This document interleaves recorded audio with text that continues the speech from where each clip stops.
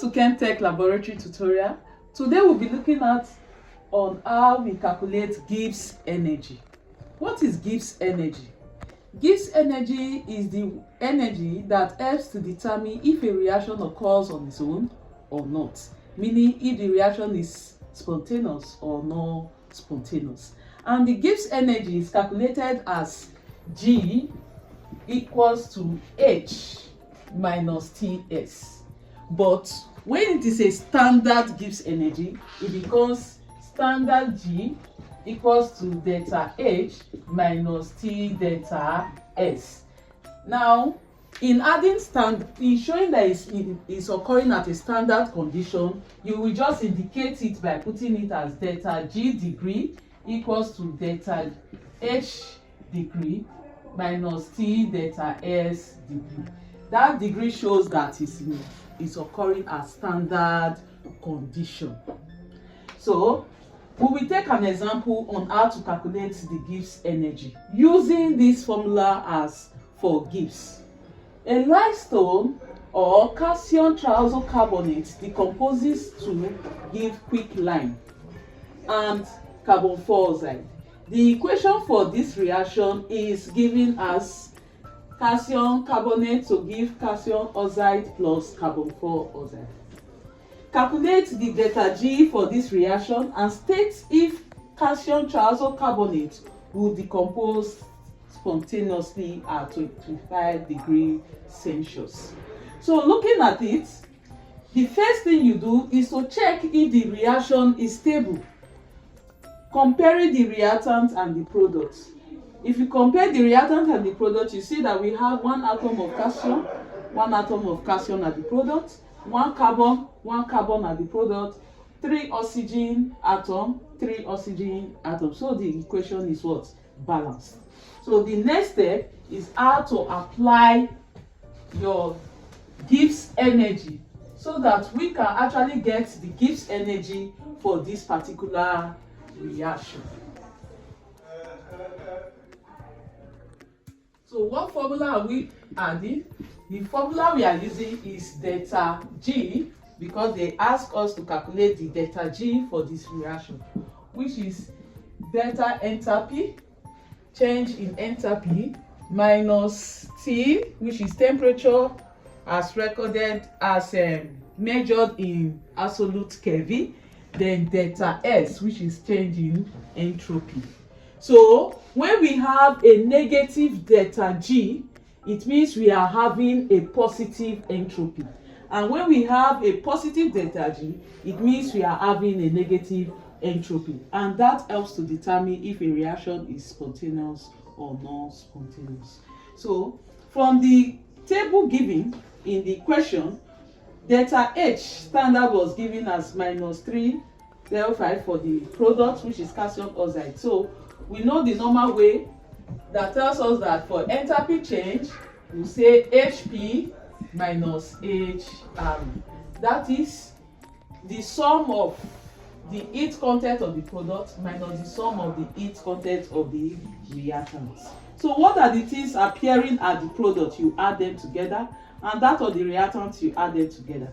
So what is calcium carbonate is the reactant, and the delta H for calcium carbonate is minus 1206.9. So you quickly indicate it there as minus 1206.9.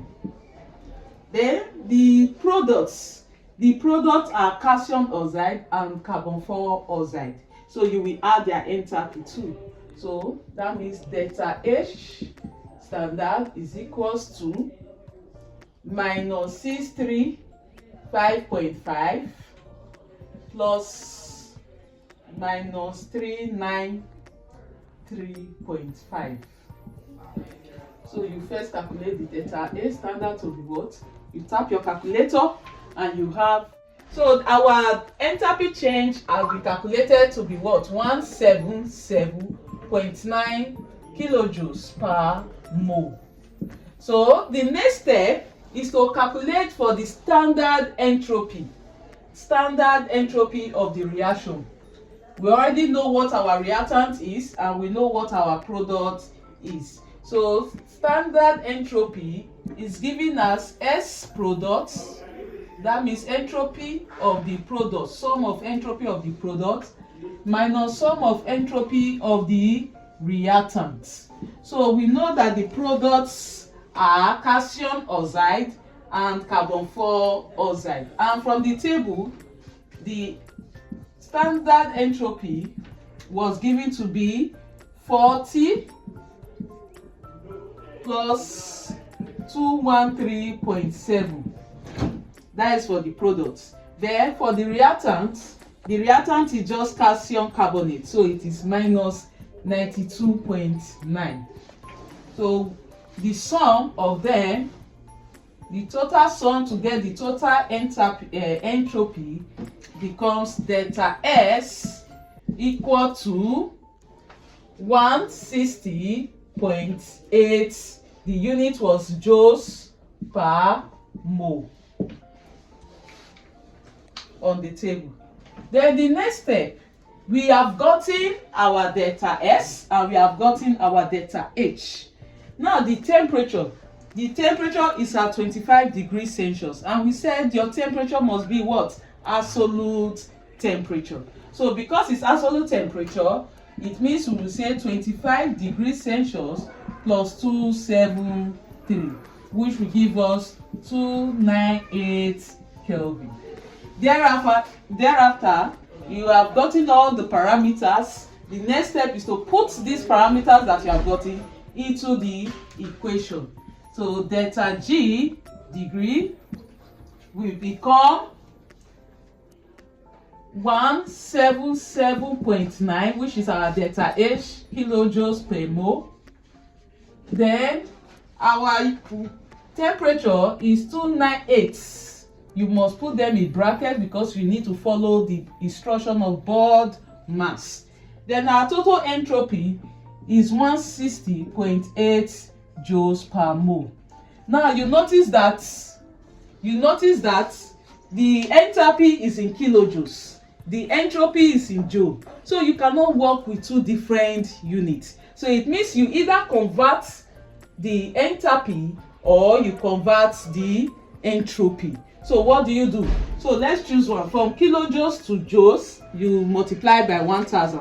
While from joules to kilojoules, you divide by 1000. So I think I'm just picking the enthalpy. So delta G degree becomes 177.9 times 1000, because we are converting kilojoules to joules, minus 298 times 160.8. So we now have all in the same units. So your moles will cancel out, and you are left with your Gibbs energy, which is measured in joules. So let's get the calculation for that. Delta G standard will be, so when you tap your calculator, you will have delta G following your board mass. It becomes 12998.1 joules.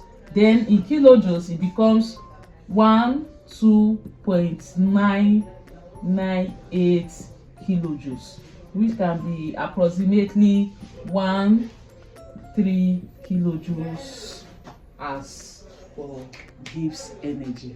So Gibbs energy is so easy to follow up to get the spontaneity.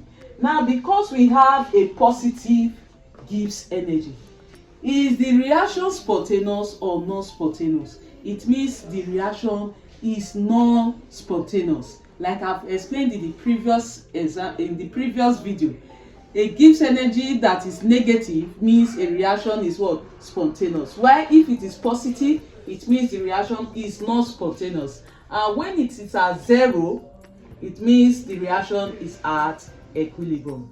Thank you, and please keep on watching Chemtech Laboratory tutorial to get more updates on simple chemistry.